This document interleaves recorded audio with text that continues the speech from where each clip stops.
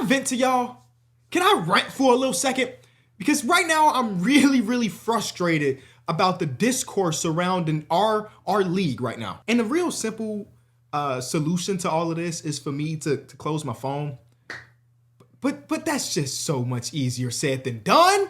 So there's been a lot of conversations around our league, especially since the All-Star break. And listen, I want to say this right here, right now. I love the NBA. I love basketball, but I really do love the NBA. But even as a lover of the NBA, a guy that fell in love with the league in 2003, has watched now 21, 22 seasons of the NBA, I understand it is very far from a perfect product. The NBA games start too late compared to the scheduled time. There are too many stoppages to play. I can recognize the negative aspects of our league. Hell, I just dropped a video about All-Star Weekend where I was telling you everything I hated about it. So I am not one of those people that think that everything is perfect. But there are certain conversations that happen about our league that I just truly do not understand. And I feel like people are just repeating the same rhetoric that they heard someone else say and like, yep, that's gotta be it. When the reality is, it's really not. And I think I'm definitely not taking those shots because these guys are absolute legends. Everybody that I may refer to in this video are absolute legends, done things that I would never be able to accomplish, way more successful and all of that than me. But I think a lot of this stems from some of the people we put on TV to talk about our sport, whether it be the Insight the NBA guys, or whether it be Draymond Green over All-Star Weekend. It feels like we just don't have a selection of on-camera media that says anything positive about the league. Again, this league is very far from not warranting criticism. Give the criticism, but it can't be the only thing that we talk about. It can't be the only thing we talk about. And I think the reason why I'm so frustrated with this, because I started a brand, this is not a plug or anything, Name Enjoy Basketball, because some of these people, or some of the things when I turn on ESPN, or I turn on Fox Sports, or I turn on whatever, I watch these shows, or at least I used to watch these shows, and I'm like, are we watching the same thing? Are we watching this? Where are the people that genuinely love the game? This is the only sport of the major sports, the NFL, the MLB, hockey, hell, soccer, that the past players just look down on the current generation. Hell, even some of the current players is looking down on their peers, which just blows my mind. Now, you do got the occasional NBA old head that absolutely respects the game that it is right now. I love listening to Kevin Garnett talk about hoops because he is also critical when necessary, but he'll let you know so-and-so player is an absolute dog. Jason Tatum is an absolute dog, and I don't think that's just because he's a Boston legend. Jason Tatum's an absolute dog. Where I could turn on someone else talk about the Boston Celtics, and he's the softest superstar in the history of basketball.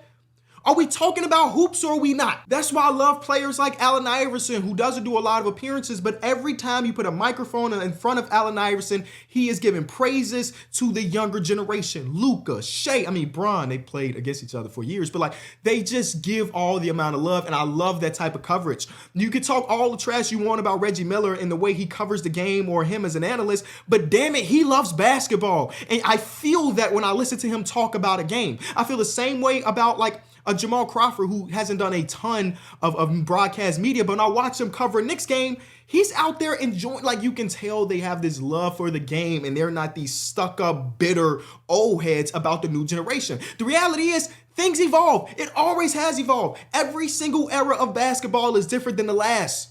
That doesn't make this era any worse than any of the other ones. It is just so ridiculous to me. And one of my least favorite talking points that people have, and damn it, I've seen it on TV, I've heard it in the barbershop, when people talk about everybody playing the same way, blows my mind. You cannot convince me that the Boston Celtics, the Atlanta Hawks, the Cleveland Cavaliers, the Utah Jazz, the Minnesota Timberwolves all have the same style of basketball. Are we being real? How many games are you really watching? And it really blows my mind when a guy like Draymond Green says it, because damn it, you've been in the league for 15 years. You've been in the league for 15 years and you play for a team that has a very unique style of play. But everybody plays the same. One of the things Draymond Green said over the All-Star break was talk about the homogenization of the NBA, how everybody's running the same play. And of course, he's talking about the pick and roll. The pick and roll has been dominating the league for 20 plus years, basically since the triangle offense kind of died out after Tex Winter and the Chicago Bulls, six championships in 10 years or whatever, or 8 years. The triangle offense kind of died, other than when like Phil Jackson was a part of the Knicks. And the pick and roll became king. And then eventually it evolved even more. Well, now the high pick and roll evolved the game, where there was times where it was James Harden or Trae Young or Luka Doncic running high screen and roll. You have two guys in the corner, and that's their style of play. And granted, teams did run that way, but this is a 30-team league. The way Luka plays, the way Trae plays, the way James Harden plays, every team can't play like that. You know why? Because they don't have the fucking dogs of a ball handler that can make that an efficient offense. So when Draymond Green talks about the homogenization of basketball, it blows my mind. This is a real stat. Let me go to my notes, because y'all know I watch a lot of basketball, and I listen to a lot of broadcasts, and I listen to a lot of people that are way smarter than me talk about basketball. Here's a real stat. This is from this season. This season, the NBA is setting 65.4 ball screens per 100 possession, which is the lowest average in the second spectrum era. The second spectrum goes through the last 12 years. It's not like we have a 50-year sample size. So if Draymond Green is talking about the homogenization of basketball, that everybody's running the same thing, then that's the case from 12 years ago, where everybody says the league was peak. It is the lowest that it has been in 12 years. And I feel that when I watch these games. I feel it. I'm watching 4 to 5 games a night, and I'm always seeing something different.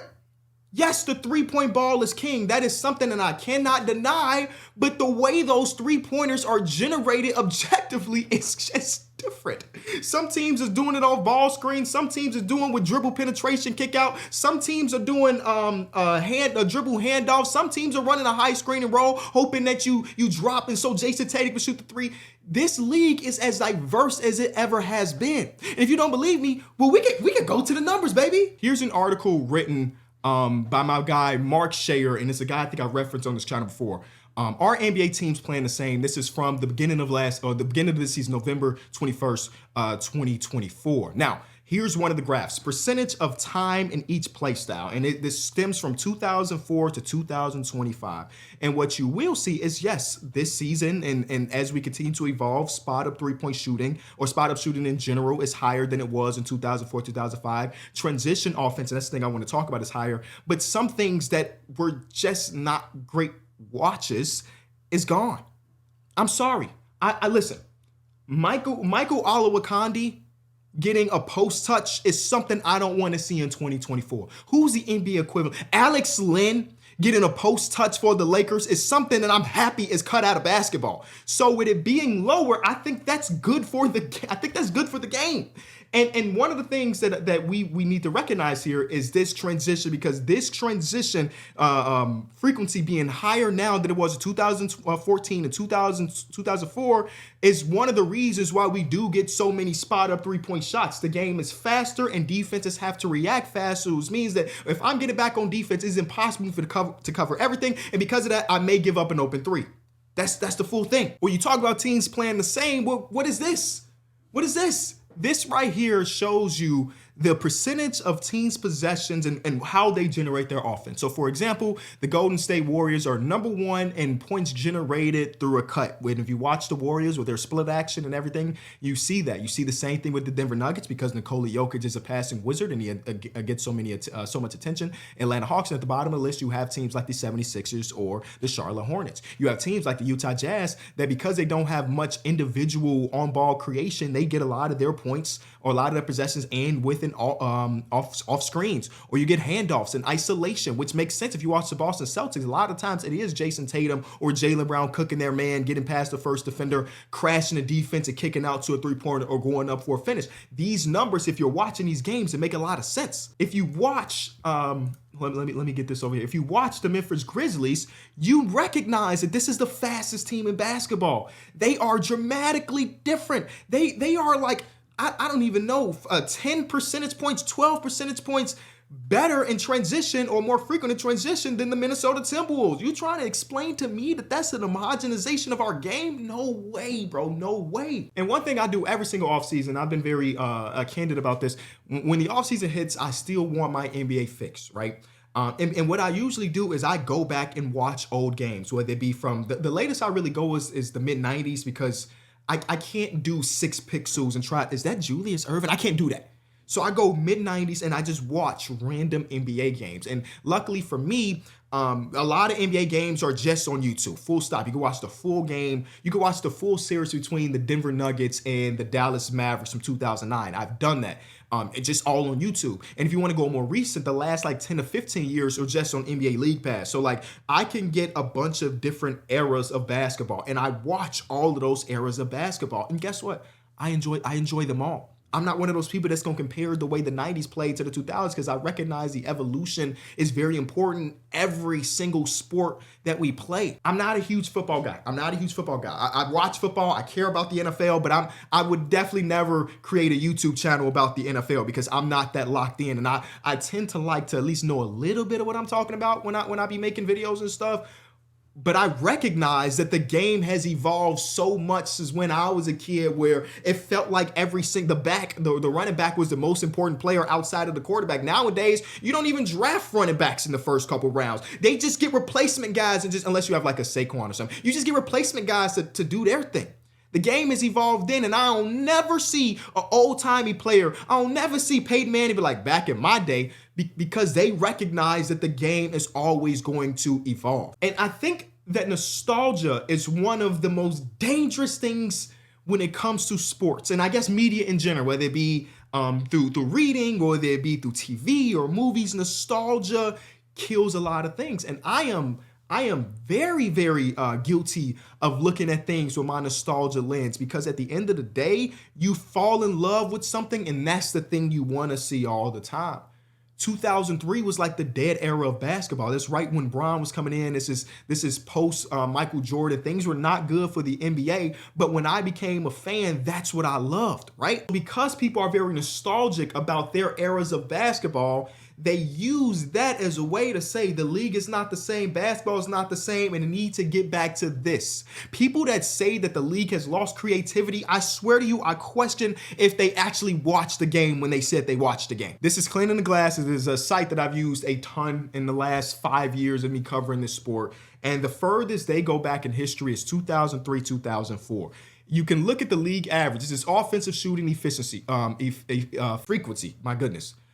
In 2003, 2004, 31% of field goal attempts happened at the rim. Then you get the mid-range, where half of the shots attempted this season, almost 100,000 shots attempted, was in the mid-range area. 18% from three, right? You got a team like the Minnesota Timberwolves, where 65% of the shots that they took in 2003, 2004 were mid-rangers. 40% of them being classified as long mid-rangers, right? And this is what always bothers me when people talk about these eras of basketball. If I go all the way down to 2003, and if I go to their roster and I say, hey, show me the frequency of each individual player, I could live with Latrell Sprewell, Kevin Garnett, Sam Cassell taking mid-range jump shots. Those are good NBA players. No way in hell you trying to convince me that the golden era of basketball is when Keith McLeod was taking 50% of his shots from long two. Cut it out, man. Cut it out, bro. The NBA has evolved to the point where the random role players no longer going on pin down long mid-range twos, but instead those being replaced with threes. It is the same type of shot, just 6 feet deeper. And that's the reason the league is bad, because now guys on the same level of Keith McLeod can't take long mid-ranges. That blows my mind, because the greatest players in basketball, they're still taking mid-ranges. You know why? Because that is a good shot for them. That is not a good shot for Keith McLeod. That is not a good shot from player number 8 on your favorite team. It just isn't.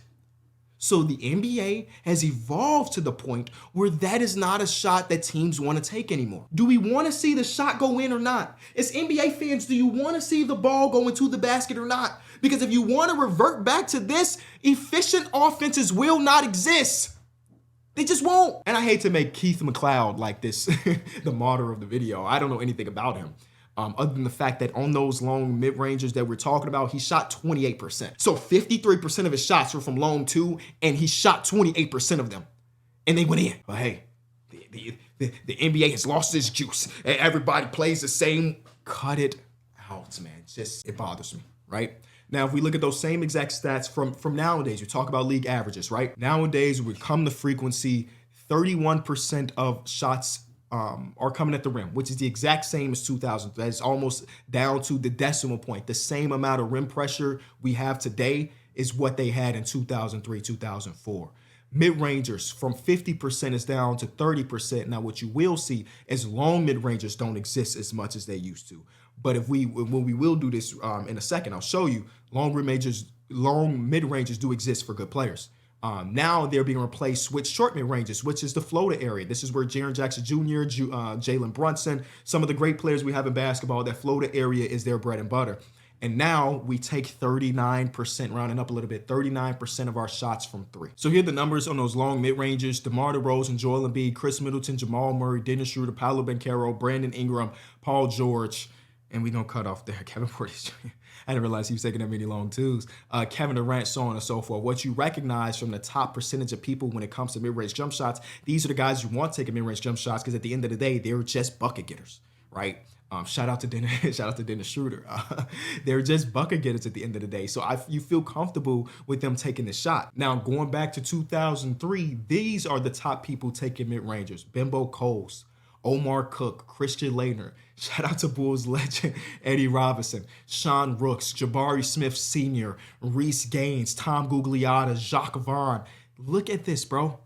Look at it. This is insane to me. The average role player took hella mid-range jump shots. It's just not the way we play the game anymore. And I think that's better for the game, bro. Like, I've never even heard the name Omar Cooks. Oh, he wasn't in the league for long. He shot, what did I say? Omar Cook shot 60, it was only 18 attempts, but 69% of his shots were long twos, and he was out of the league in 1 year. There's no NBA player right now that would be able to do that, dog. You getting your ass benched, bro. You'll never play another second. Another big talking point is about the defense. And granted, I can attest to, on an average 82-game season game, defenses are not going to feel as intense as what you remember. But matter of fact, let's go do some research. Here's how you know I be in these trenches watching these games, because I just referred to this whole series and I just found it just like that. In 2009 Western Conference semifinals, Mavericks versus Nuggets. In this game, Dirks dropped 33 at 16, Melo dropped 31 at 8. Battle of two NBA legends. And you remember defenses being better back then. And I think one of the realities of the defenses being better is because the offenses look so slow and so stagnant. Let's see. This is considered semi-transition. I want to get a possession where they're, has a poor representation of this era of basketball. Again, I love this era as well. But look at the spacing on these teams. Objectively, it is easier to guard well when this is what the spacing looks like, right? And now, as we talk about the league being stretched further from the rim, there's a lot more open space for creators, so the defense is going to suffer from that. It just is. Now, this possession is funny. Eric Dampier sets a screen. He gets tripped. Lob situation didn't end up in a lob. If I'm not mistaken, this is the game that Eric Dampier got boomed on, too, by, oh, my God, who did he get dunked on by? Oh, it's going to blow my mind. Anyway, here's another possession. Look how they're able to just collapse because of the spacing of the team. So, you don't need to see that because I'm sure that you've seen games from this era. So yes, the defense was more intense because the offense wasn't as, I don't know the word I'm looking for, advanced. The offenses just weren't as advanced, and so the defense, they were okay with just being this way. One thing you're going to recognize from this era is that some of the bad defenders across basketball very rarely got picked on in the same way that we see it today. I just watched the game, the Charlotte Hornets versus the Lakers, where LaMelo Ball, Miles Bridges, Nick Smith Jr. were going at Luka head. They would not be able to do that if this was 2009 and the spacing was that way because you had help on both sides. Nowadays, that help does not exist because LaMelo Ball can spray it out to Miles Bridges, or Miles Bridges can spray it out to LaMelo Ball. And you would just say, hey, we think that our back-end defense, whether it be Alex Len or whether it be Jackson Hayes, will be enough to deter my guy from the rim. We're okay with that being the shot versus it being a kick-out three for another person. Now, I'm recording this video while this game is going on, and trust me, I'm going to go back and watch it because this is a matchup I was really looking forward to. This is live. I just paused it. Now, I want to just see. I don't know what's going to happen on this possession because it's live. I just want to show you how much different it really is. There's a ball screen to get AJ in. Oh, this is with Ben Simmons on the floor, his second game with the team. Like, the spacing is just so much better. And that's even with Ben Simmons as a non-threat. Bogdanovich gets fouled. He gets fouled. Let's see the possession before that, though. This is good basketball. This is good basketball, man. How are y'all saying y'all don't like this product? Look at this. Good screen for Batum. Gets an open look from a Hall of Famer. How? It blows my... I don't understand it. I don't understand it. And again, that's coming from me that can be critical of this game. It is very, very far from being perfect. But damn it, y'all be acting like this is the worst thing imaginable when I feel like this is the most diverse level of talent we've ever seen. The highest level of talent we've ever seen. And just the best hoops, man. And just the best hoops. The three-point variance can make it seem a lot worse than what it is, where a team can be super hot and hit 11 threes and a half while the other team hits 0, and now it's a 15 to 20 point lead going into halftime. I recognize that. And because of that, some teams can get stuck trying to play catch up. And the way you play catch up when you're down by that much is trying to spray threes as well. I understand that. But I do believe that, when people talk about the game being at a bad point when it comes to viewership or so on and so forth, there are a lot of factors, but one of the factors that stand out to me is the people that we have representing our game on the national level. If you do not care about basketball and this is your first time watching, or you're an average NBA fan, and the person before the game starts is telling you how much this game coming up is gonna suck, then most of the time you're probably gonna follow that opinion as well. People are just starting games with a negative vision of what the NBA is because that's what they have been told over and over again. And it's one of the reasons why I'm happy that there are other people with NBA rights this season. I'm curious to see what NBC's coverage looks like. I'm curious to see what Amazon's coverage looks like and the people that they bring on. I saw Amazon had Blake Griffin and Dirk as of today. That feels dope as hell. I can't imagine what type of stuff they're gonna really cook up. And it could potentially change the way people interpret our league. Far from perfect, but I love the NBA. And I've yet to see or hear a valid opinion about why our league sucks. And if you have it, leave it in the comments section. Maybe you can convince me. But as somebody that watches every single night and have watched every single night for 10 years and every other night for 10 years before that, this league is great. This product could be better, but this league, for what it's worth, is great, man.